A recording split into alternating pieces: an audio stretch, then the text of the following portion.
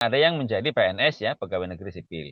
Ya. Atau mungkin juga ada yang masuk ke lembaga pemerintahan, baik yang departemen maupun yang non departemen ya. Bisa masuk ke Kementerian Keuangan, bisa masuk ke Kementerian Kelautan, bisa masuk ke investasi dan yang lain gitu ya.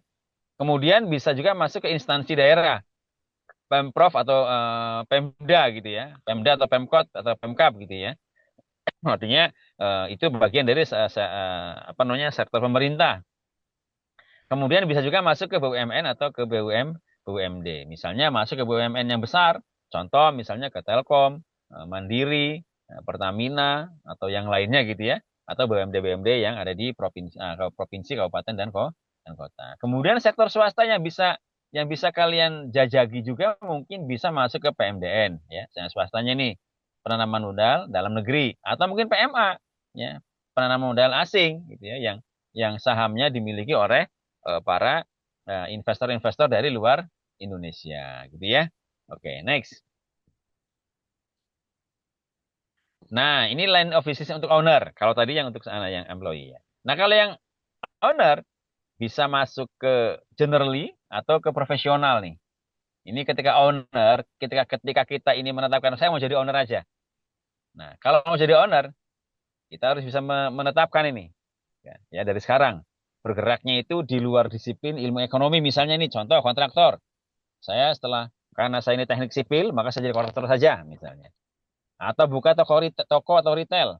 Atau mungkin perdagangan umum. Atau F&B, food and beverage gitu kan. Kuliner, ya kan. Ini kan banyak nih mahasiswa yang sambil kuliah tapi juga sambil kuliner gitu kan. Jualan kuliner, dagangan gitu ya.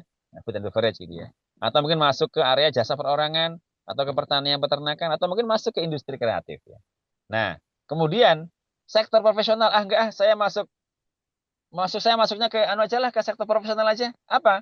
Contoh satu, akuntan publik ya seperti saya ya. Seperti Pak Dr. Roza. Dr. Roza ini ini udah dokter beliau ini, Dr. Roza ini. Ini managing partner pula ini. Nah, ya, keren ini. Atau mungkin juga Bu Masih, Dewi Mas. tadi kan. Nah, Bu Dewi ini juga sama ini. Bu Ledi juga sama ini semuanya apa namanya? Para narasumber kita ini semuanya ini MC-nya juga ini semuanya akuntan publik ya. Dan keren-keren. Nggak ada nggak ada apa namanya akuntan publik itu nggak ada yang aktor. Maksudnya aktor itu akuntan publik naik motor gitu nggak ada. Semuanya naik mobil semua. Iya, oke. Nggak ada yang aktor. Semuanya naik mobil. Oke, kemudian yang kedua, ini yang profesional ya. Konsultan pajak. Jadi kalian mungkin dari sekarang yang kuliahnya di jurusan perpajakan, silakan dari sekarang memfokuskan diri untuk menjadi konsultan pajak. Atau mungkin kuasa hukum pengadilan pajak. Ya. Atau mungkin jadi appraisal, ya, penilai gitu ya. Silakan nanti teman-teman mahasiswa ya, teman-teman Gen Z ini ya, yang masih tingkat 3, 4 atau mungkin yang sudah mau lulus ini sudah harus memikirkan saya jadi appraisal saja atau saya jadi konsultan manajemen saja atau saya jadi aktuaris saja. Nah, dari sekarang sudah harus dipersiapkan ya ketika Anda ya sudah memprediksi kira-kira saya ini mau mau di mana ini bidang yang akan saya geluti dan ingin saya kuasai gitu ya. Gitu. Oke, next. Nah, sekarang karena ini profesinya adalah akuntan publik, saya ingin menyampaikan siapa itu akuntan publik. Apa sih yang dilakukan oleh akuntan publik? Jasanya apa saja yang diberikan oleh akuntan publik? Gitu ya. Karena akuntan publik itu adalah satu profesi yang sangat sangat berharga, suatu profesi yang sangat mulia, ya, profesi yang sangat tinggi derajatnya, ya, sehingga diperlukan juga teman-teman dari mahasiswa yang memiliki kompetensi yang cukup, ya, dan juga tentunya integritas yang cukup tinggi. Next. Nah, akuntan publik. Nah, kita ngomongin akuntan publik. Nah, di sini menurut Undang-Undang Nomor 5 Tahun 2011 dan tentunya Peraturan Pemerintah Nomor 20 Tahun 2015 ya. Jasa yang bisa diberikan oleh akuntan publik, misal saya gini ya, saya sebagai akuntan publik, ini saya bisa memberikan jasa asuransi dan juga bisa jasa selain asuransi. Gitu ya. Artinya saya ini jasanya bisa bentuknya asuransi, bisa juga selain asuransi. Next. Apa sih asuransi dan asuransi? Nah, nanti saya jelaskan. Nih, jasa asuransi itu jasa yang meliputi Satu, jadi kalau kalian ini jadi akuntan publik, banyak jasanya, nggak usah khawatir. Makanya tadi saya bilang, akuntan publik itu nggak ada yang jadi aktor. Karena akuntan publik nggak ada yang akuntan naik motor. Yang pertama, audit atas informasi keuangan historis. Ya. Jadi laporan keuangan tadi dijelaskan oleh Pak Ketua Umum kita, dan juga tadi Pak Sempurna Bahri, ya, bahwa ini adalah satu bisnis yang di Indonesia ini sangat sedikit jumlahnya, baru 1.700 akuntan publik. Sementara perusahaan di Indonesia itu lebih dari 5 juta. Gitu ya. Jadi ini potensinya itu masih cukup besar. Silakan untuk bisa digeluti nantinya. Jadi audit atas informasi keuangan historis ini menjadi peluang yang sangat menjanjikan bagi para akuntan publik. Jadi kalau kalian bergelut di dunia akuntan publik, kemudian memberikan jasanya yang asuransi, salah satunya adalah audit informasi keuangan historis, ini menjadi jasa yang sangat primadona. Kemudian juga jasa review atas informasi keuangan historis. Ini bagian dari jasa asuransi. Artinya memberikan ya, keyakinan yang memadai. Jadi keyakinan itu ada yang memadai, ada juga yang tidak memadai. Limited assurance dan reasonable assurance. Ya. Nah, jasa review atas informasi keuangan ini masuk kategori ada limited assurance. Kalau tadi yang A, audit informasi keuangan historis, ini adalah jasa asuransi untuk reasonable. Reasonable assurance. Ya. Jadi reasonable assurance ini yang A, yang jasa review ini maksudnya limited assurance. Kemudian, apalagi jasa asuransinya? Nah, ini kita juga oleh undang-undang, ya, oleh undang-undang diberikan kewenangan untuk memberikan jasa non asuransi lainnya termasuk jasa asuransi keberlanjutan. Ya, sekarang ini kan sudah mulai banyak ya untuk yang apa namanya termasuk juga nanti ini jasa asuransi syariah. Nah ini silakan nanti untuk menjadi auditor syariah juga bisa melalui IAPI ya. Nah, kita akan melakukan sertifikasi juga, termasuk juga sustainability. Sustainability juga nanti ini akan di IAPI akan menyelenggarakan sertifikasinya juga. Itu ya. Oke. Nah, ini semuanya ini ada standar yang digunakan. Baik audit, jasa review maupun asuransi lainnya ini memiliki standar yang sudah ditetapkan oleh IAPI. IAPI sebagai asosiasi yang diatur oleh undang-undang, kewenangannya salah satunya adalah menerbitkan, menyusun standar audit termasuk SPR dan juga SPA, standar perikatan asuransi lainnya. Nah, ini semuanya sudah disiapkan oleh IAPI dan silakan kalian sebagai mahasiswa boleh searching ya, boleh buka-buka websitenya IAPI untuk belajar lebih jauh. Oke, next.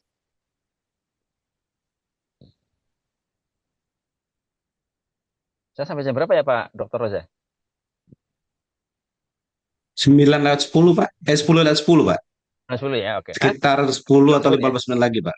Oke, oke, oke, oke, oke. 10 Ya. sampai 15 menit lagi. Oke, oke, makasih dokter. Ini biar waktunya bisa dipercepat. Oke, jasanya yang selain asuransi ya, yang tadi saya sampaikan. Ini kalau tadi jasa asuransi, ini yang sekarang yang asuransi. Banyak ya. Bisa konsultan pajak. Jadi sebagai akuntan publik, kalian bisa memberikan jasa konsultasi pajak. Nah, tadi yang nanti akan dijelaskan oleh Bu Lady nanti nih ngomongin masalah perpajakan. Termasuk nanti ada advisory keuangan, manajemen risiko, ya. Kemudian juga manajemen risiko untuk merger akuisisi juga nanti silakan bisa diberikan sebagai jasa yang diberikan. Nah, terus kemudian perencanaan strategis dan operasional. Nah, ini semuanya apa namanya bisa diberikan oleh kita sebagai akuntan publik ya kepada klien-klien kita yang membutuhkan. Apalagi ini yang paling baru ini sustainability and ESG reporting ini ya. Ini produk baru yang lagi hot-hotnya itu ya. Nah, bukan hanya di Indonesia tapi di seluruh dunia ya. Jadi ini kalian ketika sudah jadi akuntan publik nanti jasanya itu tidak hanya di Indonesia. Kalian bisa memberikan jasa juga ke luar negeri entah itu nanti yang dekat dulu aja ASEAN lah. Misalnya di Singapura, Malaysia, Filipina, Thailand ya. Itu bagian-bagian dari negara ASEAN. Oke, next. Nah, kalau tadi kita bicara akuntan publik, akuntan publiknya. Nah, kalau sekarang kantor akuntan publiknya. Jadi akuntan publik itu berdiri atau hidup di bawah kantor akuntan, di kedua kantornya. Apa saja contoh jasa yang diberikan oleh kantor akuntan publik? Nah, ini contoh jasanya adalah next. Nah, ini. Jadi tadi sudah kami jelaskan ya, ada advisory ya. Ada advisory. Apa aja advisory-nya? Bisa nanti kalian bisa memberikan strategic consulting, bisa ngomongin corporate finance ya, bisa transaction and deal advisory, bisa juga memberikan layanan jasanya risk and cyber security gitu kan. Nah, atau bisa juga people and workforce gitu ya, atau juga nanti teknologi dan data. Banyak sekali. Ya, apalagi ini semuanya ini jasa-jasa ngomongin masalah AI. Ini jasanya terkait dengan Gen Z yang sekarang lagi ngetren gitu ya. Nah, ini adalah advisory yang bisa diberikan oleh akuntan publik ketika kalian nanti menjadi akuntan publik. Oke, next. Kemudian di selain advisory, ini ada audit and assurance ya. Nah, ini yang tadi saya jelaskan, ada audit and assurance bisa nanti audit financial statement, ada internal dan manajemen financial accounting audit, ada juga syariah audit. Nah, ini ngomongin syariah audit. Jadi sekarang ini ada juga syariah audit nanti ya. Insya Allah di ke depan untuk yang industri syariah ya. Kemudian sustainability dan forensic services. Nah, ini climate change, forensic dan integrity services ya. Nah, ini di IAPI juga ada sertifikasi untuk certified apa namanya financial investigator. Nah, kalian bisa melakukan audit forensik nantinya ya. Nah, ini juga ini jangan tanya ini audit forensik ini fee-nya gede-gede ini. Fee-nya besar-besar. Jadi kalau kalian jadi akuntan publik fokus di forensik, wah ini banyak ini rezekinya ini. Oke, kemudian other assurance lainnya juga ya. Nah, nanti kalian perusahaan-perusahaan yang mau IPO ya atau perusahaan-perusahaan yang global offering services ya. Jadi IPO-nya nanti di Indonesia atau mungkin mau IPO yang di luar negeri gitu ya. Ini bagian dari jasa yang diberikan oleh akuntan publik. Kemudian juga tax services-nya ya. Ada tax advisory and planning ya. Nah, jadi buat apa tax plan misalnya gitu ya. Nah, atau nanti bikin apa misalnya juga due diligence tax ya. Jadi atau tes TV Doc yang lagi ngetren gitu ya. Nah, ini jasa-jasa yang diberikan oleh akuntan publik ketika jasanya terkait dengan perpajakan. Oke, next. Nanti ada Bu Lady yang akan menjelaskan lebih clear tentang perpajakan. Oke, next. Nah, ini ada juga nanti akuntan publik memberikan jasa yang namanya legal services ya. Banyak nih, ada transaction law, ada digital law, ada labor and employment law. Jadi ini terkait dengan apa namanya jasa legal. Kemudian juga ada tentang teknologi services, ya, audit and tax technology, cyber security yang tadi saya disampaikan. Kemudian juga ada jasa yang business service and outsourcing ya. Misalnya terkait dengan finance and accounting services. Kemudian juga terkait dengan corporate secretarial services, payroll services. Jadi kalau kalian misalnya pengen menghitungin tentang penggajiannya bagaimana, payrollnya gitu ya, termasuk juga nanti perpajakannya juga seperti apa, nanti akan dijelaskan lebih jauh oleh Bu Lady nanti insya Allah. Oke, next. Nah, terus kemudian juga ada managed services ya. Nah, di antaranya cyber security and risk management, ada tax and finance services, sustainability gitu ya. Nah, ada juga nanti actuarial and insurance services ya. Nah, ini jasa-jasa yang bisa diberikan gitu ya. Oke, next. Jadi nggak usah khawatir ya. Jadi nggak usah khawatir kepada seluruh teman-teman mahasiswa ya yang hadir di Zoom ini. Akuntan publik itu jasanya sangat banyak. Ya. Jasanya banyak dan fee-nya juga besar. Kalau kalian dia gaji sebagai staf karyawan mungkin gajinya 5 UMR atau UMP. 5, 6, 7, 8, 9, 10 gitu kan ya. Tapi ketika jadi akuntan publik gajinya bisa lebih dari itu. Jadi monggo silakan, ayo kita bergabung di dunia akuntan publik. Nah, kemudian juga ada juga jasa terkait dengan audit kepatuhan syariah ya. Di sini juga standarnya sudah diterbitkan ya, standar jasa syariah. Nah, ini bahkan industri perbankan syariah sekarang ini sudah memberikan ke OJK dalam hal ini sudah memberikan kewenangannya kepada akuntan publik untuk memberikan review kaji ulang syariah bagi BUS dan UUS, Bank Umum Syariah maupun unit usaha syariah maupun BPR syariah untuk dilakukan kaji ulang tentang tata kelola syariahnya sesuai dengan POJK nomor 2 tahun 2024 maupun SCOJK nomor 15 tahun 2025. Ya, ini terkait dengan jasa audit syariah. Oke, next.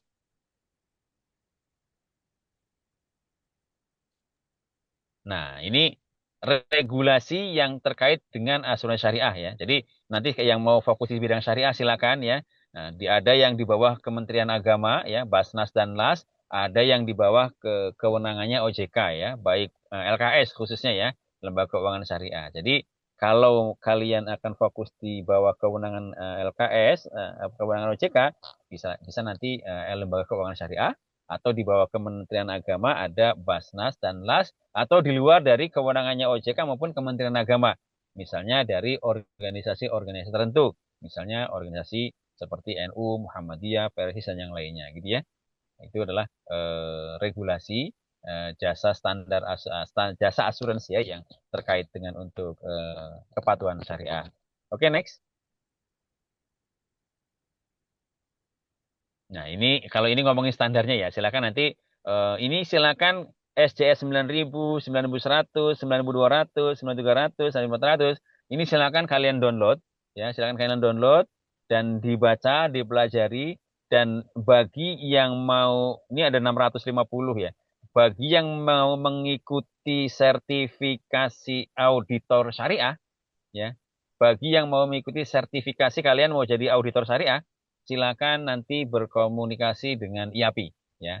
Nanti ada ketika kalian lulus sertifikasi ini akan mendapatkan designasi ya, akan mendapatkan designasi ACSA, Associate Certified Syariah Auditor. Wah, jadi harus menjadi kebanggaan bagi teman-teman mahasiswa yang nanti punya designasi Associate CSA gitu ya.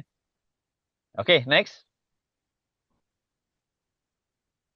Nah, ini CSA insya Allah akan segera ya. Dalam tahun ini kita akan melakukan sertifikasi baik untuk akuntan publiknya maupun juga auditornya. Untuk layer 1 maupun layer 2. Oke, next. Nah, ini jenis-jenis kantor akuntan publik. Jadi biar teman-teman mahasiswa juga tahu. Sebetulnya jenis kantor akuntan publik ada berapa sih Pak Bagus di Indonesia ini? Nah, ini jenisnya kantor akuntan publik itu ada dua. Bisa bentuknya itu adalah perorangan. Next. Ya. Jadi kantor akuntan publik ini bisa berbentuk perorangan. Contoh misalnya Fatimah jadi akuntan publik gitu ya. Sudah lulus. Nah, apa tuh bagus? Saya mau perorangan aja. Silakan. Contohnya siapa? Nah, contohnya itu Pak Sempurna Bahri. Pak Sempurna Bahri itu KAP Sempurna Bahri. Nah, itu perorangan itu. Keren beliau itu. Ya. Nah, Ya. contohnya lagi yang contohnya lagi kayak yang ini yang perorangan. Contoh lagi yang misalnya Persekutuan Perdata. Nah, ini harus didirikan oleh dua atau lebih akuntan publik. Contohnya siapa? Contohnya kapnya Pak Dr. Roza Mulyadi itu. Kap Dr. Roza Mulyadi itu Roza Mulyadi dan rekan. Ya, ini rekannya itu banyak. Nah, ini namanya kapnya kap persekutuan. Karena lebih dari satu gitu ya. Nah, pimpinannya siapa? Pimpinannya namanya managing partner. Siapa managing partnernya? Managing partnernya lah Dr. Roza Mulyadi. Oh, harus bangga itu. Ya. Nah, kalian harus bangga itu, harus ditiru tuh seperti Pak Dr. Roza Mulyadi. Oke, next. Next. Oke. Nah, ini menarik ini ya bagi mahasiswa ya, mahasiswa dan seluruh calon akuntan publik ya yang hadir di Zoom pagi hari ini. Ya, ini demografi akuntan publik di Indonesia. Saya tidak ngomongin yang banyak. Akuntan publik di Indonesia itu semuanya ada 1.713. Ya. Dari 1.713 ini hampir 50% lebih terkonsentrasi di Jakarta. 1.037 akuntan publiknya di Jakarta. Saya sangat apresiasi dan sangat mendorong untuk mahasiswa yang nanti lulus jadi akuntan publik. Contoh, berbahagialah yang di Papua. Ini masih satu akuntan publiknya. Jadi kalau ada akuntan publik silakan tinggal di Papua ya, berkarir di Papua untuk jadi akuntan publik di Papua. Atau di Maluku, ini masih satu juga di Maluku ini.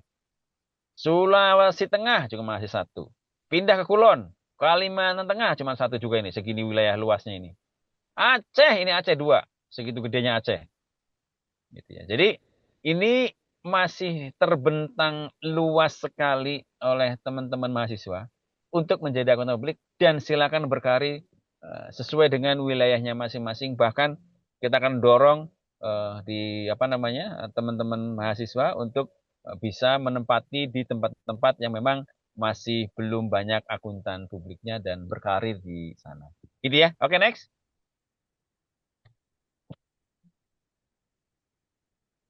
Oke. Nah, ini akuntan publik secara global. Ya. Jadi kita ini ya sebagai kami sebagai asosiasi dan kami semua akuntan publik ini bernaung di bawah satu asosiasi namanya IAPI. Nah, IAPI ini juga member dari IFAC. IFAC itu apa? International Federation of Accountant. Gitu ya. Nah, apa sih produknya? Ini banyak. Ya, ada salah satunya adalah ISA, International Standard of Auditing yang dikeluarkan. Ya, kemudian ini ada juga anggota IFAC-nya ya. Tadi sudah dijelaskan oleh Pak Pur ya. Nah, ini anggota IFAC saat ini ada 180 organisasi gitu ya. Nah, ini ada 180 organisasi profesi akuntansi dan itu ada di 135 yurisdiksi eh, di seluruh eh, di seluruh dunia ya, di seluruh dunia. Akuntan publik yang berkompeten sesuai standar internasional memiliki peluang karir global. Jadi kalau nih teman-teman mahasiswa di sini, ya, ya semua yang ada di sini jadi akuntan publik, jangan jangan khawatir. Ketika kalian akan berpraktik tidak hanya di Indonesia, tetapi berpraktik di dunia luar pun, ini akan menjadi potensi yang sangat cukup besar sekali. Gitu ya. Nggak usah khawatir ya mahasiswa. Jangan khawatir, kalian tidak hanya di Indonesia tapi juga di luar negeri pun sangat dibutuhkan. Gitu. Contohnya banyak ya teman-teman akuntan publik yang berpraktik di luar negeri. Oke, next. Nah, bagaimana mendapatkan izin akuntan publik? Nanti akan dijelaskan lebih jauh, termasuk sertifikasinya oleh Bu Dewi Novita ya. Saya hanya ingin menyampaikan sedikit saja, mengulasnya ya, karena waktu juga sudah melewati lebih dari 2 menit. Saya sedikit saja. Yang pertama, yang harus mengikuti ujian ya, harus mengikuti dan lulus ujian profesi akuntan publik, kemudian lulus verifikasi, mendapatkan izin praktek dari Kementerian Keuangan. Kalau sudah mendapatkan izin praktek dari Kementerian Keuangan, silakan buka kantor akuntan publik. Boleh buka kantor akuntan publik sendiri yang tadi saya jelaskan, boleh juga bergabung dengan akuntan publik yang lainnya. Gitu ya. Oke, next. Nah, apa saja nih tingkatannya nih untuk profesi akuntan publik? Nah, yang pertama untuk tingkat dasar. Nih, kalau lulus ya, mata ujian bisa mendapatkan gelar junior CPA. Dan kalau sudah lulus di tingkat dasar, dapat gelar ACPA, Associate CPA. Nah, kemudian pindah ke tingkat profesional ya, yang tadinya ada ada A-nya, Associate CPA-nya, ketika tingkat profesional sudah lulus, maka tinggal CPA saja. Nah, kemudian kalau sudah mengikuti penilaian pengalaman audit, masuk ke stage yang ketiga, jadilah CPA dan bisa mengikuti atau menjadi akuntan publik melalui perizinan dari Kementerian Keuangan. Gitu ya, itu step-stepnya. Oke, next. Tinggal siapa nih yang minat untuk menjadi akuntan publik. Nah, ini mata ujiannya ya. Ini mata ujiannya. Mata ujian ketika kalian mau junior CPA, associate CPA, CPA atau CPA expert ya. Nah, ini mata ujiannya. Jadi silakan dari sekarang silakan yang udah tingkat 1, tingkat 2 mau mengikuti silakan ikuti saja ya. Ikuti saja. Mau udah tingkat tingkat 3, mau tingkat 4, ikuti yang junior. Ini kan tingkat dasar nih kan pengantar auditing dan asuransi akuntansi dan pelaporan keuangan, silakan ikuti. Tuh, ya. Kalau sudah lulus, yang junior CPA silakan masuk ke tingkat dasar. Tingkat dasar saya CPA-nya, tingkat profesional. Nah, tingkat profesional udah, tinggal CPA expertnya ini. Ini CPA expert insya Allah lebih anu lah ya, lebih insya Allah lebih cepat. Ya, ini adalah mata ujiannya. Oke, next. Nah, ini modulnya silakan. Modul sertifikasinya ini yang tingkat dasar, pengantar manajemen perpajakan ini kalau mau beli tapi harus anu dulu ya. Harus apa namanya? Booking dulu ini. Oh, pre-order dulu ya. Ini harganya sudah ada, silakan dipesan saja melalui CS yang sudah terpampang di sini ke kontak personnya gitu ya. Oke, next. Nah, ini relevansi mata ujiannya ya. Ujian CPA Indonesia nanti akan dijelaskan oleh Dewi Bu Dewi ya nanti ya yang akan mungkin lebih detailnya ya. Oke, next. Nah, ini transisi dari kampus ke dunia profesional. Nah, ini kalian yang dari kampus yang tadinya cuma bisa teori ya kan, fokus pada nilai, nilainya saya ini A atau A plus gitu kan, B plus atau B minus gitu kan.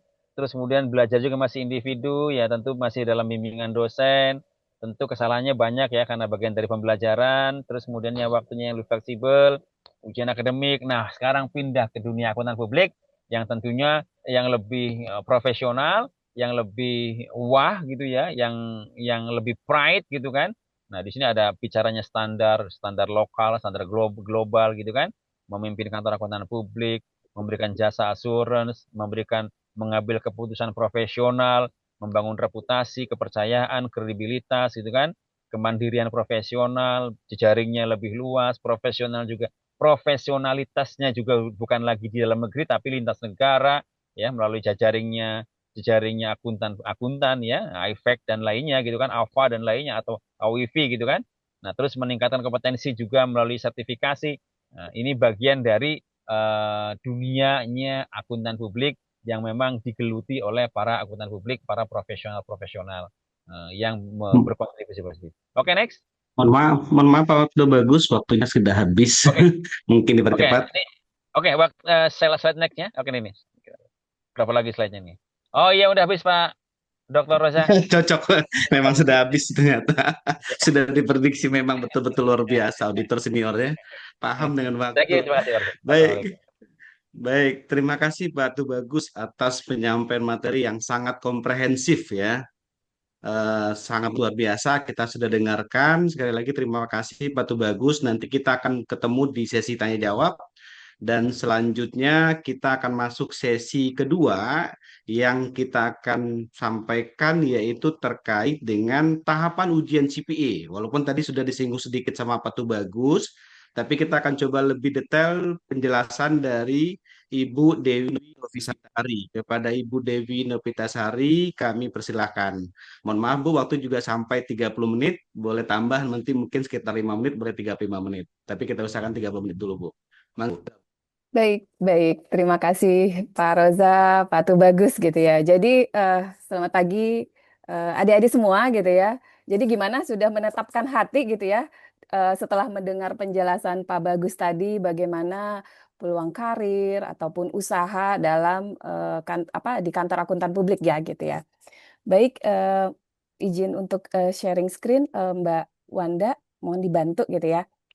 Oke, jadi baik gitu ya. Ini mengenai IAPI sendiri ya. Kita mungkin start di slide 6 ini gitu ya. Ini sedikit mengulang ya tadi yang disampaikan Pak Tarko di awal gitu ya. Bagaimana nanti peran akuntan publik itu ke depan sejak adanya PP Peraturan Pemerintah 43 tahun 2025 ini gitu ya. Di mana di sini ditegaskan sekali bahwa yang boleh nyusun laporan keuangan tersebut adalah orang yang memiliki kompetensi gitu ya. Kompetensi ini salah satunya kan diatur gitu ya yang dikeluarkan oleh organisasi profesi yaitu IAPI. Jadi bagaimana nanti peran kita ke depan untuk mendukung gitu ya mendukung dan berkontribusi untuk memastikan laporan keuangan baik internal ya perusahaan yang menyusun ataupun nanti kita sebagai auditor gitu ya. Jadi ini sangat-sangat peluangnya sangat-sangat bagus sekali ke depan terkait dengan profesi ini gitu ya. Next. Nah, selanjutnya ini terkait dengan strategis ya untuk profesi kita ini garda terdepan tadi bahwa semua laporan keuangan perusahaan itu baik yang kecil, menengah, besar gitu ya. Memang nanti dengan adanya PP ini nanti akan disampaikan ataupun dilaporkan dimasukkan ke dalam sistem ya. Pusat pelaporan bersama platform bersama pelaporan keuangan gitu ya. Tentunya sebelum ini laporan diupload, memastikan bahwa laporan tersebut sudah kredibel dan akuntabilitas. Yang ini tentunya harus disusun gitu ya oleh orang yang memiliki kompetensi. Dan tentunya di sini juga ada tanggung jawab profesi bagi kita gitu ya untuk memastikan kredibilitas dan validitas terhadap laporan tersebut sehingga transparansi gitu ya terkait dengan laporan keuangan tersebut dapat terwujud gitu ya. Next. Nah, ini ya, jadi kalau kita lihat tadi yang seperti yang Pak Tubagus sampaikan, bagaimana jasa-jasa di dalam kantor akuntan tersebut sangat banyak ya. Tentunya di sini kita punya peran dan kontribusi gitu ya dalam hal sektor investasi, ketenaga kerjaan, terutama terkait dengan jasa yang kita berikan gitu ya. Khususnya misalnya dalam hal misalnya kita memberikan jasa audit ataupun mungkin kita membantu perusahaan dalam menyiapkan laporan keuangan gitu ya. Sehingga kita di sini punya peran yang sangat strategis gitu ya dalam menjaga gitu ya trust dari pengguna laporan keuangan tersebut gitu ya. Jadi tadi Pak Tubagus juga menyampaikan saat ini profesi untuk akuntan publik sendiri itu akuntan publiknya kita ada di 1725 gitu ya. Jadi hanya 5% dari wajib pajak badan yang melaporkan SPT ke DJP. Jadi saat ini hanya ada tersedia 1725.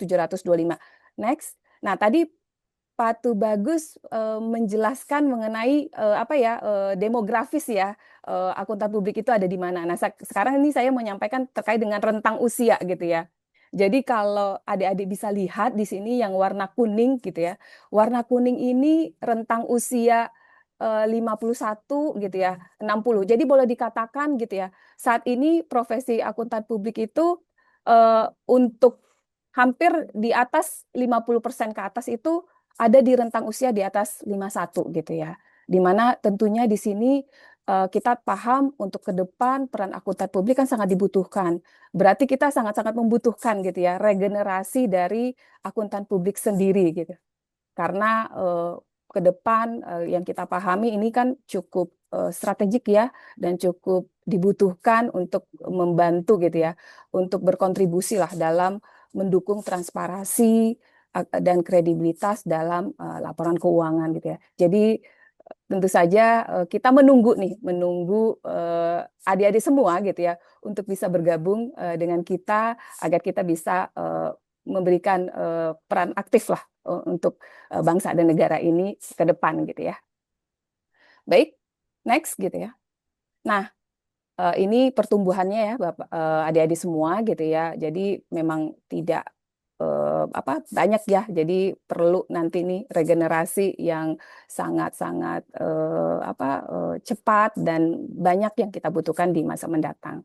Nah, sekarang kita masuk bagaimana caranya untuk bisa menjadi akuntan publik. Tadi Pak Tubagus sempat ya sudah menjelaskan secara sedikit highlight gitu ya. Next ya. Bisa next. Nah, tadi ini secara gambaran garis besarnya ada 3 tahapan. Tentu saja yang pertama lulus gitu ya, lulus untuk ujian profesi akuntan publik. Kemudian ada verifikasi sehingga nanti at the end kita memperoleh izin gitu ya pada saat udah memperoleh CPA expert dan tentunya nanti ada perizinan yang harus kita urus yang dikeluarkan oleh Kementerian Keuangan gitu ya. Next. Next. Nah, saat ini untuk bagaimana menjadi CPA, saat ini kan CPA program itu ada 3 jalur ya, adik-adik semua. Ada ujian reguler, ada jalur workshop, dan jalur penyetaraan gitu ya. Nah, untuk adik-adik yang saat ini gitu ya, itu bisa relevan itu di jalur ujian reguler maupun nanti bisa melalui jalur penyetaraan. Nah, ujian reguler ini nanti ada mata ujiannya, yaitu tingkat dasar ada 5 dan tingkat profesional itu juga ada 5. Nah, untuk yang workshop sendiri ini mungkin khusus ya untuk yang pemegang Associate CPA, untuk pemegang yang register negara akuntan, dan yang program CPA ini yang khusus untuk dosen gitu ya.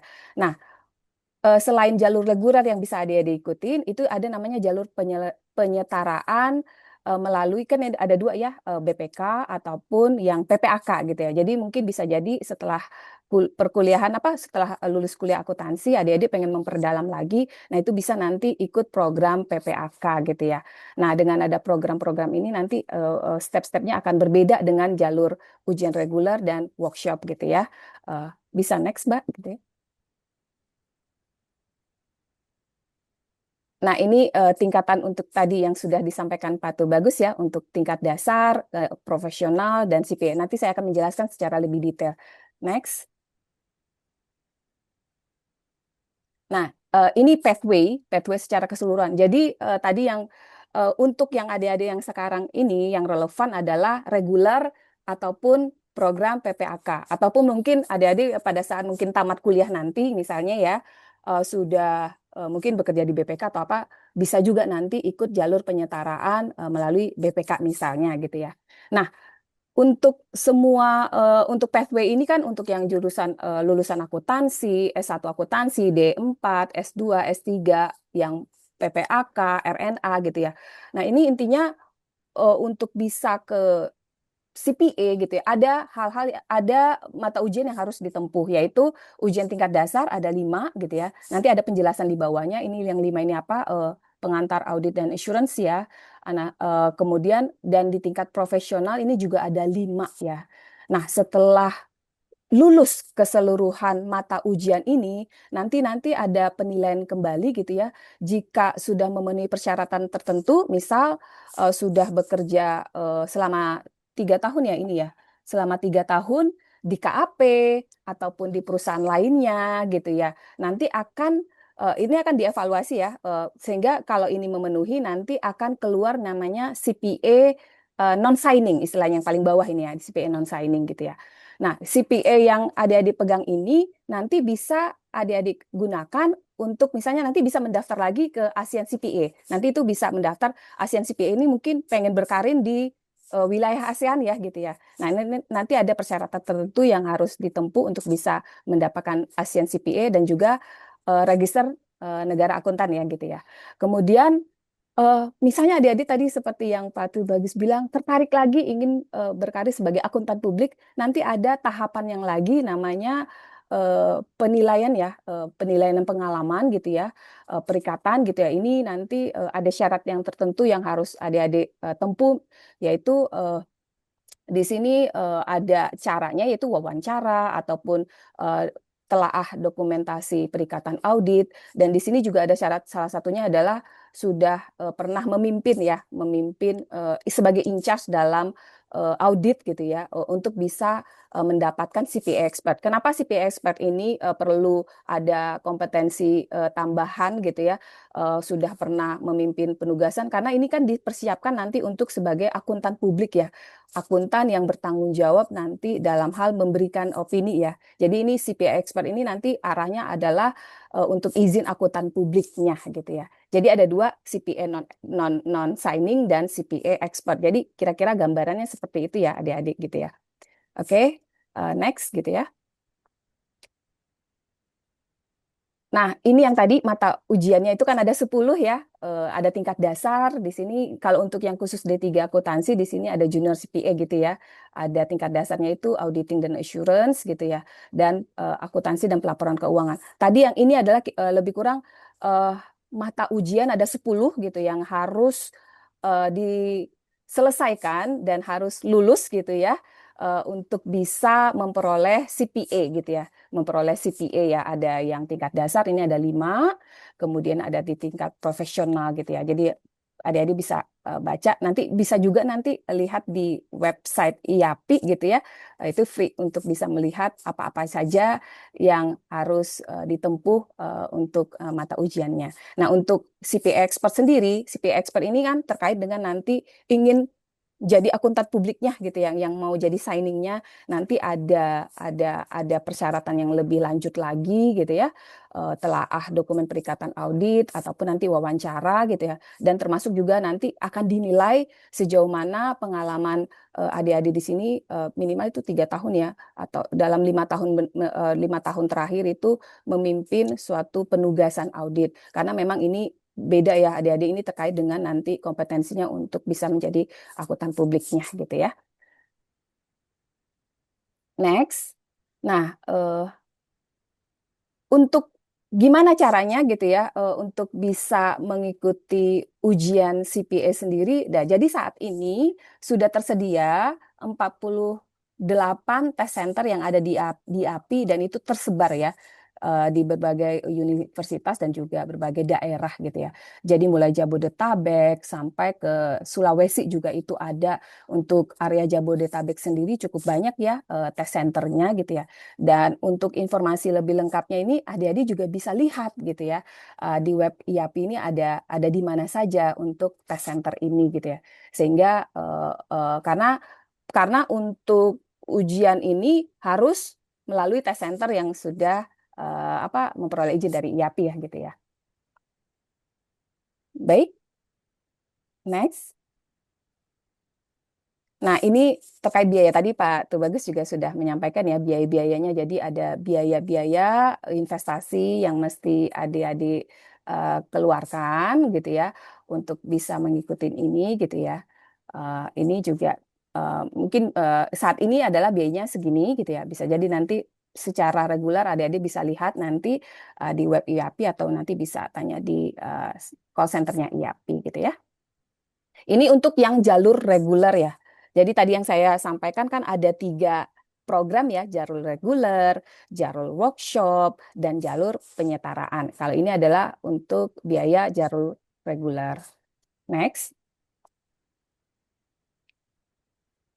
Nah, tadi kalau untuk jalur workshop itu gitu ya, ini bisa next. Nah, tadi ini khusus kalau jalur reguler ya adik-adik misalnya kan adik-adik kuliah nih, kuliah start mulai semester 6 itu sudah bisa loh untuk mulai ikut ujian sertifikasi gitu ya. Namun baru tingkat dasar yang ada 5 mata kuliah tadi ya, 5 mata ujian. Nah, nanti sertifikasi untuk yang associate CPA-nya itu bisa diterbitkan gitu ya pada saat adik-adik lulus kuliah gitu ya. Nanti baru setelah itu adik-adik lanjut lagi untuk mengambil tingkat profesional gitu ya.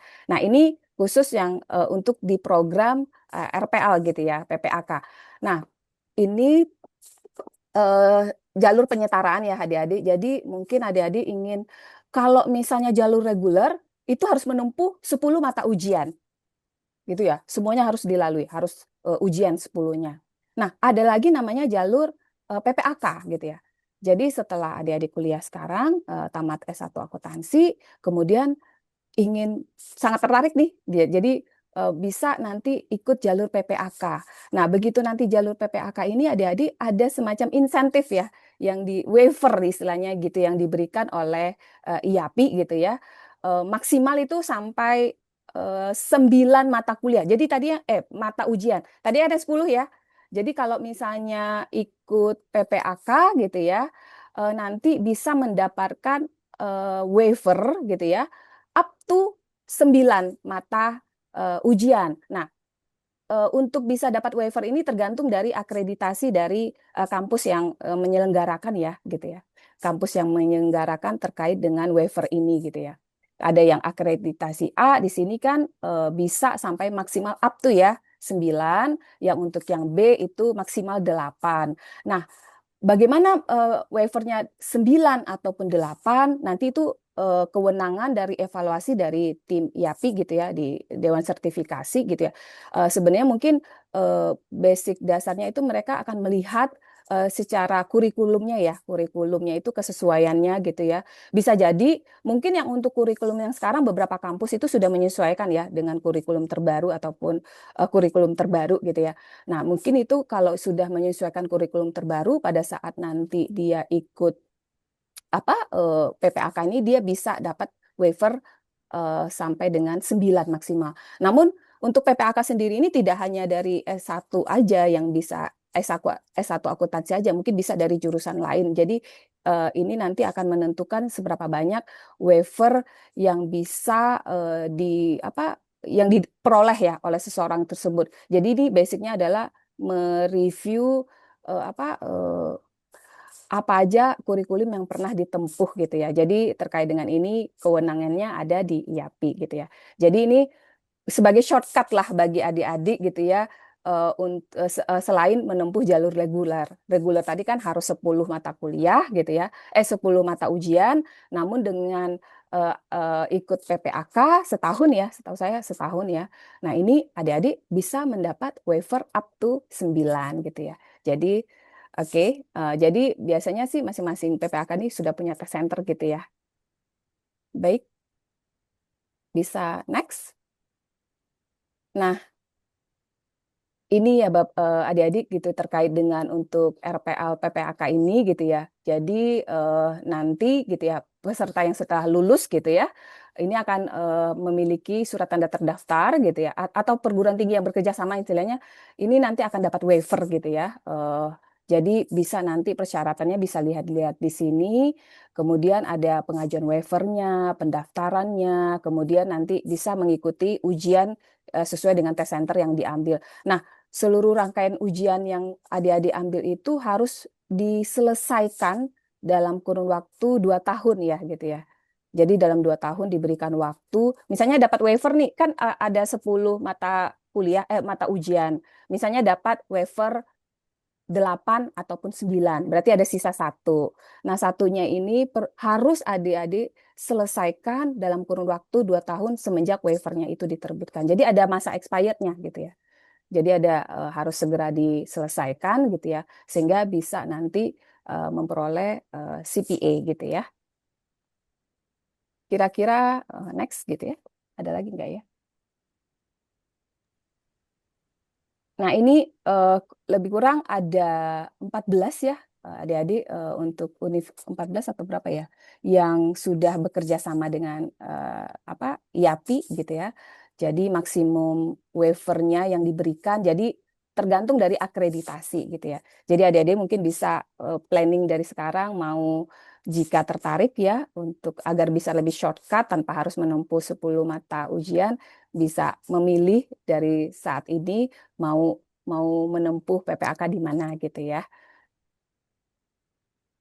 Oke. Next.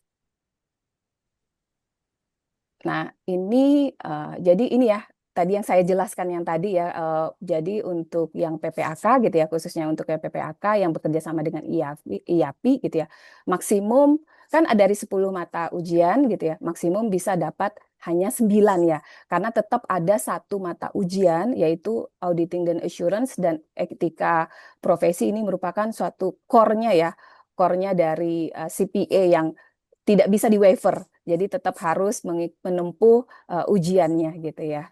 Jadi untuk PPAK sendiri jalur shortcut ya untuk adik-adik sendiri tanpa harus menempuh 10 mata ujian. Kadang berat gitu ya. Jadi ada shortcutnya melalui PPAK. Mungkin lebih kurang demikian adik-adik terkait dengan bagaimana gitu ya untuk menjadi CPA khususnya untuk adik-adik. Jadi ada jalur reguler, sekali lagi ada jalur reguler itu mulai start dari semester 6 adik-adik sendiri bisa gitu ya. Sudah bisa mulai ikut sertifikasi, ujian sertifikasi tapi baru tingkat dasar. Baru tingkat dasar, tapi nanti asosiasi CPA-nya akan diterbitkan setelah adik-adik lulus dan dilanjutkan dengan profesional gitu ya. Atau misalnya tidak ingin menempuh 10 mata ujian, ikut shortcut-nya itu melalui jalur PPAK gitu ya. Untuk adik-adik bisa setahun lagi, jadi lebih kurang 1 tahun ya. 1 tahun kuliah lagi untuk PPAK. Nanti adik-adik seperti bisa pilih mau PPAK di mana gitu ya. Lihat akreditasinya sehingga untuk bisa mendapatkan maksimum waiver gitu ya. Nah, ini bisa shortcut ya gitu ya. Jadi lebih memperdalam lagi karena dalam kuliah ke PPAK itu kan secara kurikulumnya juga sudah disesuaikan ya dengan kebutuhan IAPI dan IPAC-nya juga gitu ya. Nah, mungkin demikian ya adik-adik terkait dengan bagaimana cara untuk menjadi CPA Indonesia gitu ya. Kita sangat berharap sekali adik-adik bisa bergabung dengan kita sehingga kita bisa memberikan kontribusi ya, kontribusi dan peran kita dalam kemajuan bangsa dan negara ini. Demikian Pak Roza gitu yang dapat saya sampaikan, Baik mungkin ya. nanti ya. Oke, terima kasih Bu Dewi. Waktunya sangat pas ya, malah kurang dari 1 menit ya. Ini on time dan sekali lagi terima kasih Bu Dewi sudah menyampaikan materi yang sangat komprehensif buat adik-adik kita semua sehingga dia memahami tahapan-tahapan ujian CPA. Namun nanti kalau masih ada ragu kita buka Q&A gitu ya Bu Dewi ya. Baik, Nah, baik, baik. tadi Ya. berarti kita sudah menyampaikan 2 materi ya adik-adik semua. Tadi terkait dengan Pak Tubagus sudah menyampaikan terkait dengan prospek karir sebagai akuntan publik. Kemudian yang kedua kita bicara tentang tahapan dan yang ketiga Ya. kita akan bicara terkait dengan perpajakan gitu ya. Nah, yang terkait dengan profesi atau jasa yang bisa diberikan di dalam KAP terkait pajak Kita akan minta kepada Ibu Lady Karlina. Ibu Lady, apakah sudah hadir di tengah-tengah kita, Bu? Sudah Halo, Pak Bu Dr. Lady. Rosa, sudah. Siap, baik. Oke, baik, Bu Lady, mangga dipersilakan untuk menyampaikan materi Ibu juga terkait dengan mengenai profesi perpajakan di kantor akuntan publik. Silakan, Ibu. Oke, pertama-tama izinkan saya mengucapkan terima kasih untuk kepada moderator kita Bapak Dr. Rosa Mulyadi ya atas Sama-sama, kesempatan Bu. yang diberikan kepada saya.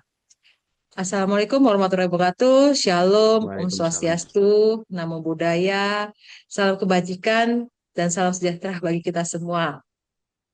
Mungkin yang saya hormati pertama Bapak Tako Sunaryo selaku Ketua Umum IAPI, Bapak Sampurna Bahri selaku Dewan Pengurus Nasional IAPI sekaligus Ketua Pengurus Pengembangan Wilayah dan Bapak Aristiadi selaku Ketua Komite Perpajakan IAPI dan serta rekan-rekan yang ada di IAPI yang mungkin saya tidak dapat sebut satu persatu dan juga untuk Bapak, Ibu, dan rekan-rekan mahasiswa, adik-adik mahasiswa ya, yang saya hormati dan saya banggakan yang telah mengikuti acara kuliah umum yang secara daring ini.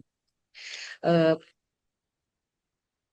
kita panjatkan puji syukur dulu ya bisa mengikuti kuliah umum yang saya akan membawakan tentang mengenal profesi perpajakan di kantor akuntan publik ini. Tentunya ini membawa angin segar nih bagi profesi akuntan publik maupun konsultan pajak karena kita lihat ya antusiasme yang semakin tinggi terhadap profesi ini diharapkan dapat membuka banyak peluang ya dan menciptakan banyak lapangan kerja bagi masyarakat Indonesia ya. Selain itu yang perlu kita pahami juga ya dalam prakteknya di kantor akuntan publik ini eh, mungkin kan ada layanan atau tenaga profesional di bidang perpajakan ya termasuk yang mungkin konsultan pajak yang dapat memberikan jasa konsultasi dan pendampingan terhadap kepatuhan perpajakan. Oleh karena itu, pasti sinergi antara akuntan publik dan konsultan itu menjadi sangat penting dalam menghadapi dinamika regulasi dan perkembangan dunia usaha yang semakin kompleks ya. Jadi melalui kegiatan kuliah umum kali ini, saya berharap adik-adik mahasiswa ini dapat memperoleh wawasan yang lebih luas mengenai peluang karir di bidang akuntansi maupun perpajakan. Nah, ini mungkin boleh bantu next next Pak. Nah, kalau kita lihat ya adik-adik estimasi jumlah konsultan pajak di berbagai negara. Data ini diambil beragam ya ada dari tahun 2022, 2021, 2023 dan terakhir 2024. Nah, kita lihat di Indonesia sendiri ya, jumlah konsultan pajak ini hanya 7.094 konsultan pajak. Sedangkan jumlah penduduk kita itu 278 juta 28,7 juta ya. Dan rasionya itu penduduk per konsultan pajak itu 39.826 ini masih di bawah banget lah ya, di bawah banget dan dibandingkan kita kalau lihat di negara eh, yang terlihat Australia, Australia Bapak Ibu lihat adik-adik bisa melihat jumlah konsultan pajaknya udah sampai dengan 45.419 tapi dengan jumlah penduduk hanya 26,6 juta. Jauh perbandingan sangat jauh dengan Indonesia. Makanya profesi konsultan pajak ini masih membuka peluang besar untuk para adik-adik mahasiswa di sini ya untuk supaya bisa mengambil profesi tersebut ini. Oke, mungkin boleh next. Nah, pertanyaannya mengapa sebentar ya latar belakang selain audit, kenapa KAP juga turun berperan signifikan dalam menyediakan layanan perpajakan. Kenapa? Karena tingginya permintaan jasa perpajakan ya, yaitu mungkin karena kompleksitas regulasi dan perubahan kebijakan fiskal. Ya, terus karena peningkatan juga pengawasan dan pemeriksaan pajak ya, peningkatan pengawasan dan pemeriksaan pajak yang mungkin adik-adik mahasiswa sudah tahu, mungkin banyak SP2DK yang saat-saat ini sekarang ini ya, SP2DK biasa kita sebutkan surat cinta gitu ya. Jadi karena meningkatnya pengawasan pemeriksaan pajak, nah itu biasanya wajib pajak itu membutuhkan pendampingan dari konsultan pajak gitu ya. Nah, itu latar belakangnya. Terus yang berikutnya ada perbedaan interpretasi antar wajib pajak dan Fiskus. Nah, terus ada lagi dinamika perubahan aturan secara globalisasi gitu ya. Dan jumlah sengketa pajak yang saat ini ya pada Ditjen Pajak di pengadilan pajak yang mencapai lebih dari 9.794 kasus di tahun 2024 loh ini ya. Tahun 2025 belum terupdate, jadi mungkin ya itu bisa lebih lagi. Makanya jasa konsultan pajak ini dibutuhkan lah, jasa perpajakan ini dibutuhkan untuk mendampingi para wajib pajak juga. Oke, mungkin boleh lanjut. Next. Nah, ruang lingkup kita kalau bicara ruang lingkup kepatuhan profesi perpajakan itu sangat luas ya, dan banyak layanan yang dapat kita lakukan, termasuk juga di kantor akuntan publik ini dapat memberikan jasa di bidang perpajakan. Nah, yang pertama yang mungkin kita lihat yaitu tentang tax compliance. Tax compliance yang pertama itu tax compliance itu kita biasanya membantu wajib pajak dalam memenuhi kewajiban perpajakannya secara benar. Mungkin mulai dari perhitungannya, pembayarannya hingga pelaporannya. Nah, itu yang kedua, apalagi sekarang ya adik-adik ya, kan sekarang udah zaman era digital dan sudah menggunakan Cortex itu ya. Nah, ini banyak wajib pajak yang belum memahaminya. Jadi kita sebagai konsultan harus mengedukasi dan harus memberikan arahan cara pemakaian. Itu kan termasuk dari compliance juga ya. Nah, yang kedua yaitu ada penyelesaian konsultansi pajak domestik dan internasional. Ya, ada tax advisory dan ada juga perencanaan pajak, yaitu membantu wajib pajak merencanakan transaksi secara legal ya, transaksi secara legal dan efisien agar beban pajak dapat dikelola secara optimal dengan peraturan yang berlaku. Terus ada lagi penyelesaian sengketa pajak. Nah, ini membantu wajib pajak lah ya dalam menghadapi perbedaan pendapat dan dengan otoritas pajak. Misalnya pada saat proses keberatan atau banding ya. Terus ada lagi tax litigation, yaitu pendampingan kepada wajib pajak dalam proses persidangan di pengadilan pajak hingga Mahkamah Agung. Terus ada lagi transfer pricing dokumen dan global minimum tax, dan yang terakhir kita harus mengedukasi dan pelatihan pajak juga untuk para ini ya wajib pajak yang mungkin perlu diedukasi. Next. Oke. Nah, biasanya jasa konsultan pajak ini penggunanya siapa aja gitu ya. Penggunanya siapa aja? Penggunanya itu bisa wajib pajak orang pribadi dalam negeri, bisa wajib pajak badan dalam negeri, bisa juga wajib pajak orang pribadi luar negeri ya, atau badan luar negeri. Nah, ini banyak yang bisa menggunakan jasa perpajakan di kita. Jadi ada beberapa wajib pajak. Nah, selanjutnya next mungkin. Nah, kalau kita melihat nih, adik-adik kita melihat segmentasi jasa perpajakan yang akan kita layani ya. Jadi segmentasi ini penting karena tidak semua konsultan pajak itu harus melayani seluruh jenis klien gitu ya. Dengan menentukan segmen yang tepat ya, kita dapat lebih fokus, lebih efektif dan memberikan layanan yang lebih berkualitas. Nah, pertama kita lihat yaitu jenis klien. Jadi klien konsultan pajak ini bisa berasal dari berbagai kelompok, mulai dari perusahaan besar, perusahaan menengah, individu maupun startup bisnis baru ya, startup and digital bisnis yang baru. Nah, yang kedua, kebutuhan layanan yang kita berikan. Bisa juga kita memberikan kepatuhan ya, compliance, bisa juga sebagian membutuhkan perencanaan pajak agar transaksinya lebih efisien. Ada juga yang membutuhkan penyelesaian sengketa pajak seperti keberatan, banding, serta juga ada yang membutuhkan edukasi dan perhatian perpajakan. Nah, kalau segmentasi berikutnya yaitu dari berdasarkan industri. Nah, ini ada beberapa sektor industri yang memiliki karakteristik perpajakan yang berbeda.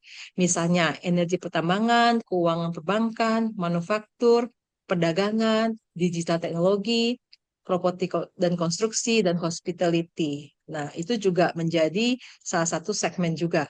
Selain itu juga kita harus melihat dari lokasi atau regulasinya yang berlaku. ada konsultan pajak yang fokus pada perpajakan domestik di Indonesia dan juga namun ada juga yang transaksi lintas negara atau international taxation juga. Yang terakhir kita melihat tingkat literasi pajak klien. Sebagian klien itu masih membutuhkan edukasi dasar mengenai perpajakan. Sementara klien lainnya mungkin sudah membutuhkan konsultasi yang lebih mendalam terkait perencanaan pajak maupun harmonisasi regulasi. Ya, dengan memahami segmentasi ini, konsultan pajak dapat menentukan strategi layanan yang lebih tepat sesuai dengan kebutuhan klien yang dia layani. Gitu ya. Ini segmentasi dan berikutnya mungkin next. Nah, setelah kita melihat segmentasi yang tadi, nah sekarang kita mempunyai kompetensi utama juga di jasa kompetensi utama jasa di bidang perpajakan. Yang pertama, kita harus mempunyai integritas dan profesional. Karena profesi konsultan pajak ini sangat berkaitan ya dengan kepercayaan dan tanggung jawab dalam memberikan layanan kepada wajib pajak. Nah, yang kedua tentunya ya adik-adik sekalian harus memahami undang-undang juga. Jadi kita perlu pemahaman dan interpretasi undang-undang pajak. Karena regulasi perpajakan sering mengalami perubahan ya dan memerlukan pemahaman yang tepat ya, jadi menginterpretasi undang-undang dengan tepat ya, jadi harus ada pemahaman yang lebih gitu ya, harus mempunyai kompetensi inilah. Terus yang ketiga, dari kemampuan analisis angka, karena pekerjaan di bidang perpajakan ini sangat erat ya kaitannya dengan perhitungan, laporan keuangan, serta analisis data keuangan. Nah, yang pasti tentunya berikutnya itu kemampuan berbahasa asing ya, khususnya bahasa Inggris ya teman-teman, yang sangat membantu dan memahami literatur perpajakan internasional maupun transaksi lintas negara. Nah, selain itu konsultan juga harus memiliki keterampilan komunikasi dan presentasi. Karena dalam prakteknya nanti kita harus sering menjelaskan peraturan perpajakan kepada klien kita maupun kepada pihak otoritas pajak. Nah, terus di era digital saat ini nih, konsultan pajak itu dituntut untuk mampu beradaptasi dengan teknologi. Nah, misalnya dengan penggunaan sistem administrasi perpajakan saat ini ya, teman-teman adik-adik mahasiswa, kita sudah menggunakan software Cortex ya. Jadi itu perlu juga kita harus beradaptasi. Kan sebagai konsultan ya harus memahami lebih dahulu, biar nanti kalau adik-adik menyampaikan ke klien atau kemana itu kan lebih bisa dijelaskan dengan baik. Dan yang tidak kalah penting, kita harus adalah kemampuan adaptif dengan perubahan, yaitu karena regulasi perpajakan ini dan dinamika usaha terus berkembang dari waktu ke waktu. Dengan demikian, pasti kompetensi-kompetensi tersebut ini seorang konsultan pajak diharapkan dapat memberikan layanan profesional, akuntabel, dan memberikan nilai tambah bagi wajib pajak maupun bagi negara. Boleh next? Nah, setelah kita melihat kompetensi yang tadi dari konsultan pajak ya, nah ini langkah berikutnya adalah bagaimana kita membangun branding yang kuat agar dapat